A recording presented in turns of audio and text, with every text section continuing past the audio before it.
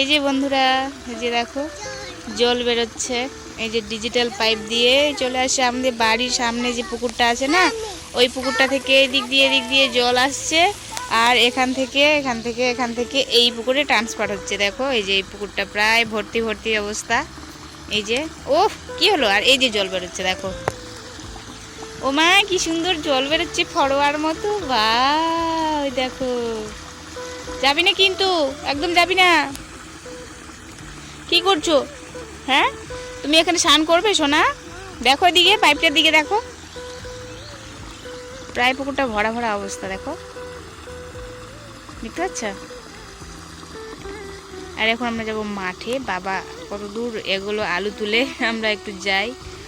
এই মানা দুষ্টামি না, ভিজে যাবি। আমার দিকে তাকা, এদিকে তাকা।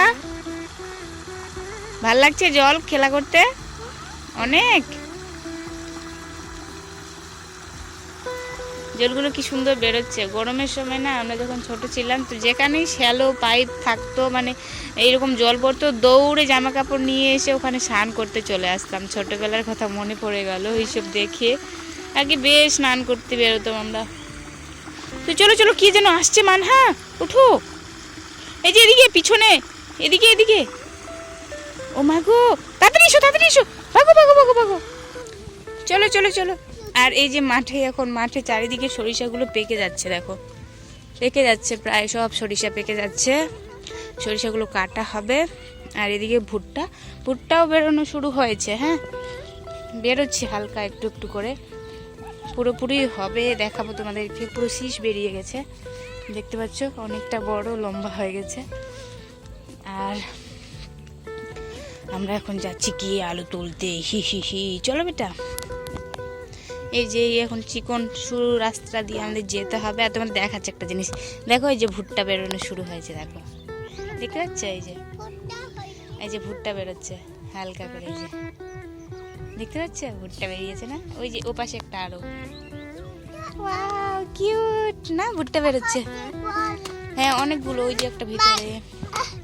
চলো, গাছগুলো অনেকটা বড় হয়ে গেছে। আর এই যে ভুট্টা কই রে, এই যে চলো। ফুল দেখলে ছাড়ার নাম নাই না, তুলতেই হবে ফুল। ওকে ফুল না তুললে ওর যেমন কি হয়ে যায় এরকম ব্যাপার আর কি। এই যে সরিষাগুলো সব পেকে যাচ্ছে, ফুল অলরেডি ঝরে গেছে, মাঝে একটু করে আছে, সব সরিষা পেকে গেছে। তো এই যে বন্ধুরা আমরা চলে এসেছি। বাবা এই যে আমাকে বলছে যে ফোনটা বন্ধ করবি কি করবি না, আমাকে বলছে। আমি বলছি বন্ধ করবো না, তুমি যাই বলো। যাই হোক, এই যে আলুগুলো দেখতে পাচ্ছ কতটা পরিমাণে আলু হয়েছে, জাস্ট তোমরা দেখো কিভাবে ছড়িয়ে ছিটিয়ে বিছানা হয়ে পড়ে রয়েছে। আমাদের ভীষণ আলপুতো লাগছে দেখো আলুগুলো। আর মানহা তো ভীষণ খুশি হয়ে গেছে আলুগুলোকে দেখে। আর বাবা তো আলু তুলছে কোদাল দিয়ে, দেখতে পাচ্ছ কতটা পরিমাণে আলু, জাস্ট দেখতে অসাম লাগছে আমার। আর ভীষণ খুশি লাগে এভাবে আলু পড়ে থাকলে। আর তুলতে তো আমার খুব ভালো লাগে, কিন্তু আমি এখন তুলছি না, কারণ আমি এখন আমার ফোন না আছে হাতে, ক্যামেরা। আর বাবা বলছে ছাগলগুলোকে নিয়ে আসো, যার জন্য আমি হাত নোংরা করলাম না। আলু তুলতে গেলে আলু এই যে ধুলোবালি লেগে যাবে, তার জন্য আমি একটু ওয়েট করেছিলাম, দেখাচ্ছিলাম তোমাদেরকে। আর এখন আমি দেখাচ্ছি তোমাদেরকে, বাড়ি যাব তো তাই আলুগুলোকে একটু দেখিয়ে দিলাম। বাড়ি যাব, ছাগলগুলোকে নিয়ে আসব। আর এই যে প্রায় আমাদের সরিষাগুলো পাকা অবস্থা, কিন্তু বেশ পাকেনি আর কি, পাকা আর কি। আর আমাদের লাঙ্গল নেই, যার জন্য কোদাল ব্যবহার করছি। কেউ লাঙ্গলও ব্যবহার করে, বাট আমরা কোদাল দিয়ে তুলি। যদিও কেটে যায় এক একটা আলু, বাট কিছু করার নেই। এই যে,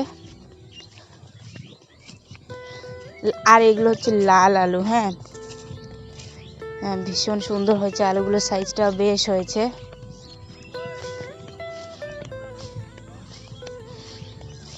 দেখতে পাচ্ছ, বালতি নিয়ে আসছি আলু তোলার জন্য।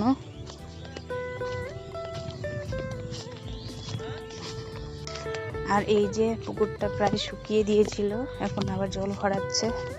বালতিতে আমরা আলু রাখার জন্য নিয়ে আসছি, দেখতে পাচ্ছ। কার কারণ এরকম মাঠে গিয়ে আলু তুলতে ভালো লাগে, মাঠে যেতে ভালো লাগে, অবশ্যই কমেন্টে জানাবে। হ্যাঁ তো তো চলো আমি এখন বাড়িতে যাই ছাগল আনতে, তারপর তোমাদের সঙ্গে আবার কথা বলছি। Bye bye. ভিডিওটা কেমন লাগলো অবশ্যই কমেন্টে জানো। হ্যাঁ।